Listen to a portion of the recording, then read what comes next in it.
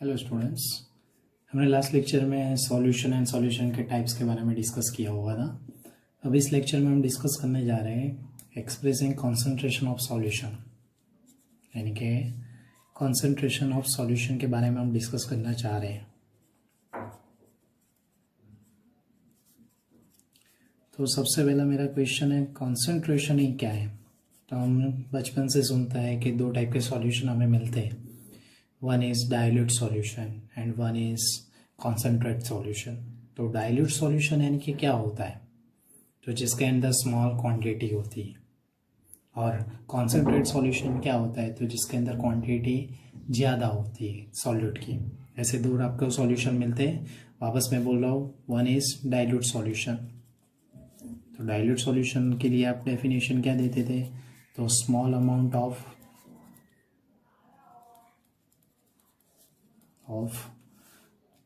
Solute and दूसरा आता था कॉन्सेंट्रेटेड सॉल्यूशन। कॉन्सेंट्रेटेड सॉल्यूशन का मीनिंग क्या होता था, तो लार्ज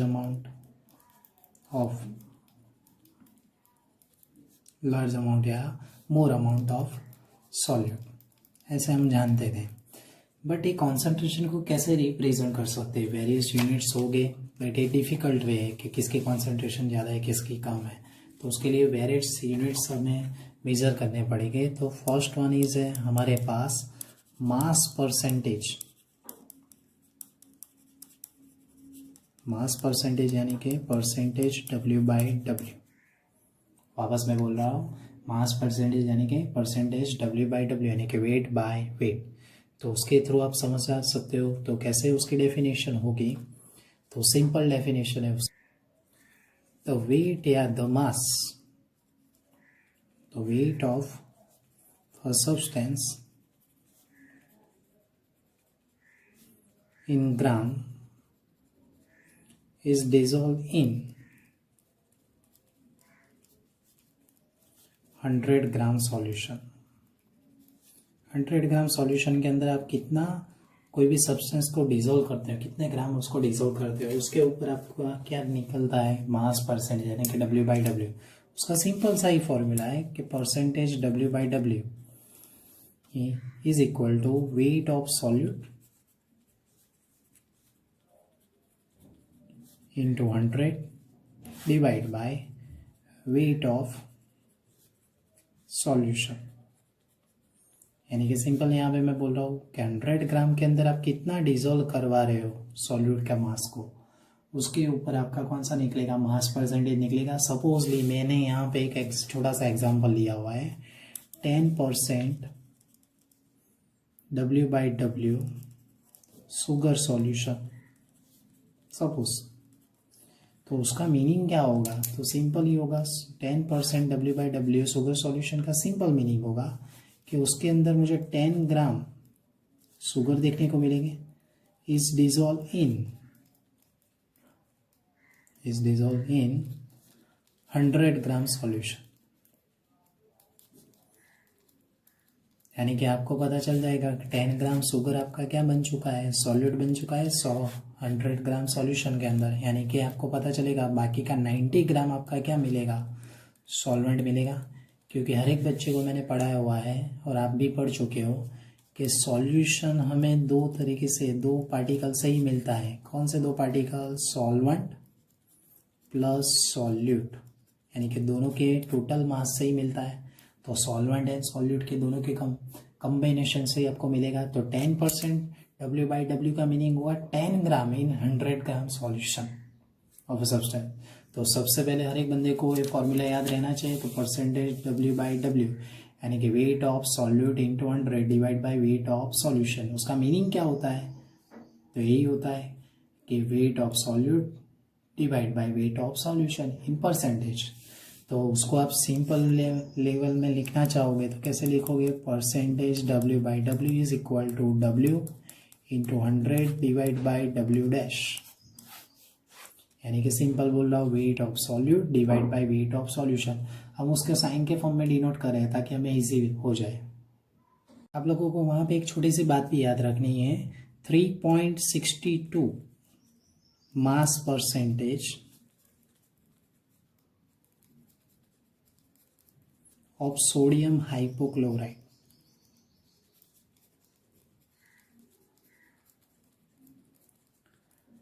इन वाटर। ये जो भी सॉल्यूशन है वो हमें जनरली ब्लीचिंग के लिए यूज़ होता है। किसके लिए यूज होता है? ब्लीचिंग सॉल्यूशन के लिए यूज़ होता है, के नाम से जाना जाता है। ब्लीचिंग सॉल्यूशन में एक्चुअली में कितना होता है?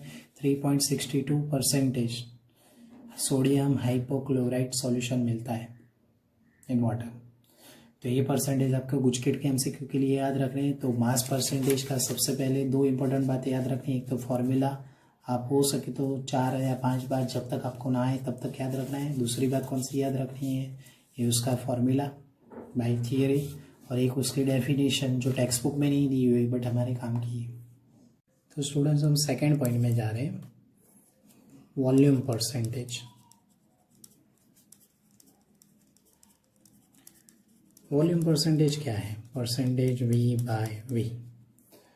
तो आप लोगों को याद रखना है वॉल्यूम परसेंटेज यानी कि द वॉल्यूम ऑफ सॉल्यूशन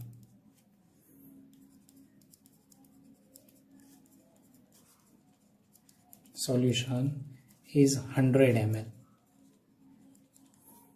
आपको 100 ml सॉल्यूशन के अंदर कितना सॉल्यूट डिजोल्व होता है उसके बारे में इस परसेंटेज में ध्यान में देना है। तो ऑलवेज याद रखना है कि वॉल्यूम ऑफ सॉल्यूशन 100 ml के अकॉर्डिंग ही आप लोगे सॉल्यूट का।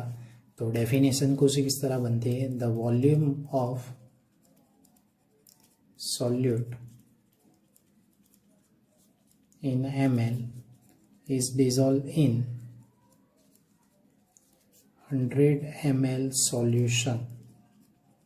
यानी कि सपोजली मैं एक छोटा सा एग्जांपल लेके समझाना चाह रहा हूँ कि मेरे पास 10% V by V volume by volume percentage आपको दे दिए गए सॉल्यूशन ऑफ इथेनॉल। तो उसका मीनिंग क्या होगा? तो उसका सिंपल मीनिंग होगा 10 ml इथेनॉल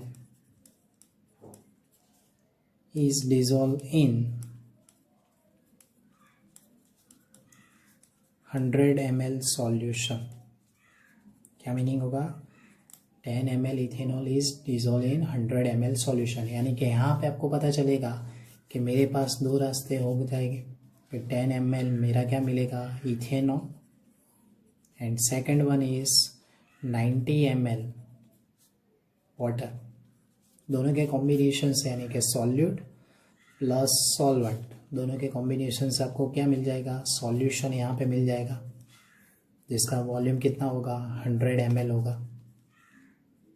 ओके, तो यहाँ तक किसी बंदे को कोई प्रॉब्लम नहीं है।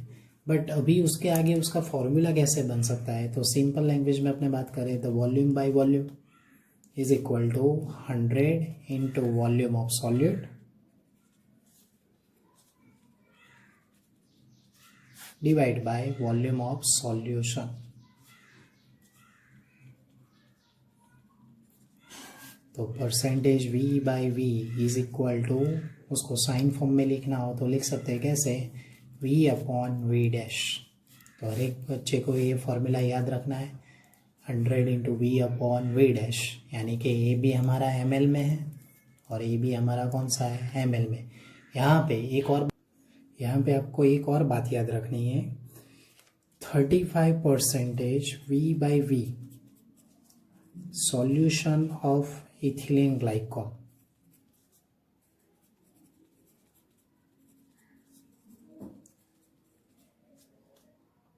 वो सॉल्यूशन क्यों याद रखना है उसका भी मैं बता रहा हूँ, क्योंकि ये सॉल्यूशन पहले एक बार याद कर लो। 35% V by V solution of ethylene glycol is an antifreeze solution.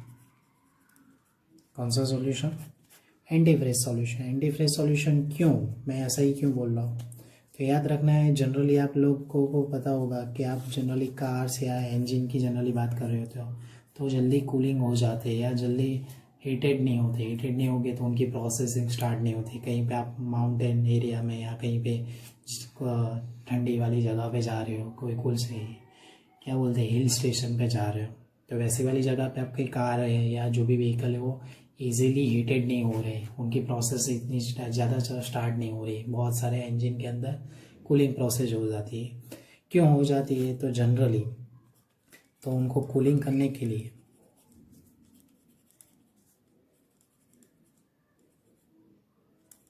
Cooling the engine, यानी कि एंटी फ्रीज सॉल्यूशन का काम क्या होगा? तो जो भी H2O है उसके फ्रीजिंग पॉइंट को क्या कर देगा?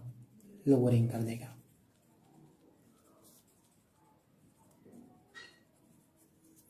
यानी कि ज़्यादातर ऐसा होगा कि ज़्यादातर आपका जो भी सॉल्वेंट है यानी कि वाटर है, तो वाटर का जनरली आप लोगों को पता है फ्रीजिंग पॉइंट 0 डिग्री सेल्सियस होता है। तो ये जनरली कितना कर देगा? 255.4 केल्विन, यानी कि -17.6 डिग्री सेल्सियस टेम्परेचर में वो जनरली फ्रीज हो जाएगा। यानी कि आप बता सकते हो कि 0 डिग्री सेल्सियस पे जो पानी फ्रीज होता था उसकी कंपैरिजन में अब कितने हो रहा है? -17.6 डिग्री सेल्सियस में वो फ्रीज होगा, ताकि आपकी कार की जो भी इंजन की प्रोसेस है वो क्या हो जाएगी? स्टार्ट हो जाएगी। The third point is mass by volume percentage. उसका मीनिंग क्या होगा वो कैसे आप बता सकते हो? तो परसेंटेज W/V उसको साइन डिनोट करते हैं, और सिंपल डेफिनेशन है the mass of solute dissolve in 100 ml solution। वापस मैं दोहरा रहा हूँ, the mass of solute dissolve in 100 ml solution, यानी कि 100 ml सॉल्यूशन के अंदर आप कितना सॉल्यूट का मास डिसोल्व कराते हो उसके ऊपर डिपेंड होता है। तो सिंपल डेफिनेशन है, तो उसके अकॉर्डिंग हमारा फॉर्मूला भी simple, percentage W/V is equal to 100 into mass of solute in gram divided by volume of solution in ml। तो सिंपल डेफिनेशन के अकॉर्डिंग मैं यहाँ पे उसके फॉर्मूला को भी डिनोट कर रहा हूँ, percentage W/V is equal to 100 into W upon V dash. इसका भी वही मीनिंग होगा कि जैसे कि मैं हम छोटा सा एग्जांपल ले रहे हैं, 5% W/V aqueous solution of sugar. हमें ये छोटा सा एग्जांपल दिया हुआ है, तो उसका मीनिंग क्या होगा? तो मीनिंग बहुत ही सिंपल है, 5 gram of sugar is dissolve in 100 ml solution. Easy. तो इसका यूज जनरली कहाँ पे हो रहा है? तो आप लोगों को इसके यूजेस के बारे में याद रखना है, जनरली फार्मेसीज में एंड मेडिसिनल फील्ड्स होती है, वहाँ पे आप उसका यूज़ कर सकते हो। कैसे?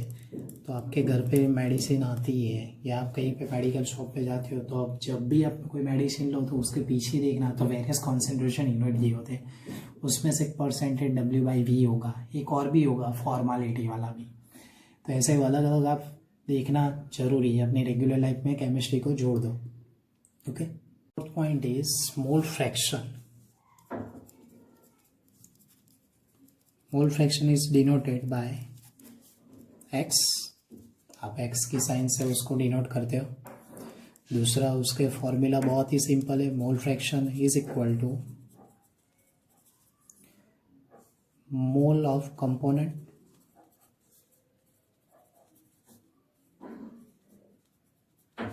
Divide by total mole of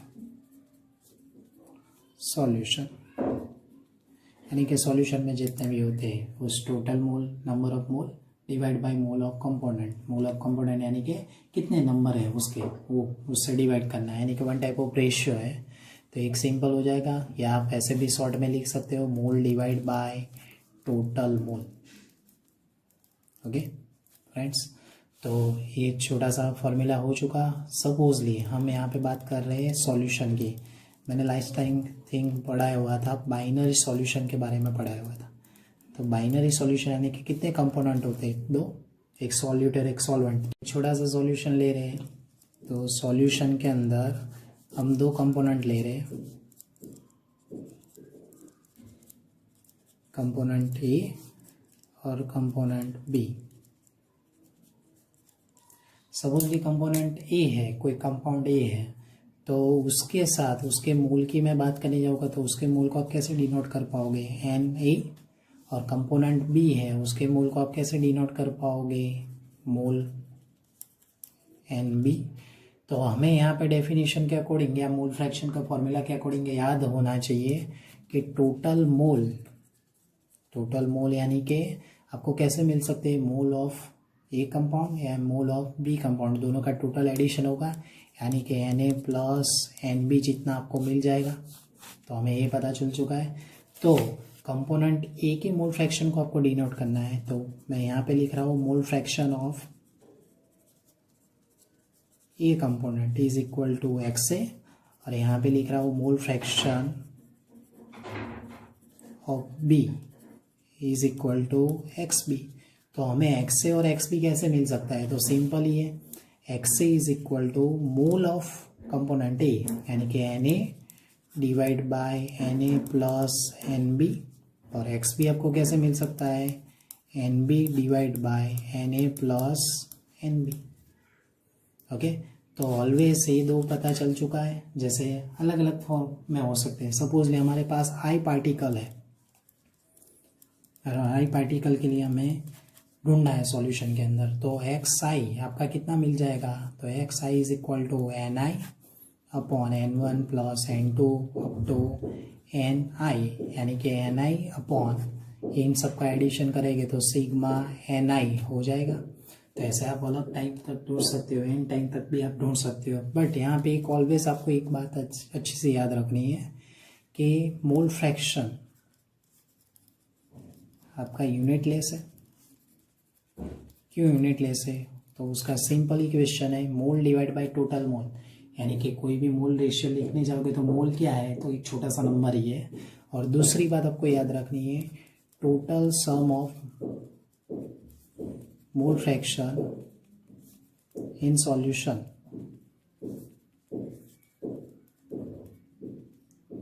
is 1, यानी कि मोल फ्रैक्शन का टोटल सम ऑलवेज 1 होगा। मैं ऐसा ही बोल रहा हूँ, कैसा बोल रहा हूँ, ऑलवेज क्या होगा, 1 होगा, यानी कि XA plus XB is equal to आपको क्या देखने को मिलेगा, 1। इसके बेस पे आप आगे राउल्ट्स लॉ या various wave operation related theory पढ़ पाओगे। ये मोल फ्रैक्शन बहुत ही इंपॉर्टेंट है। कई सारे बच्चे को मोल ढूंढना नहीं आता है, तो उनके लिए मैं लिख रहा हूँ mole is equal to, sign आप कैसे डिनोट करते हो, n, और n is equal to weight divide by molecular weight. तो ये भी हमें याद रखना है।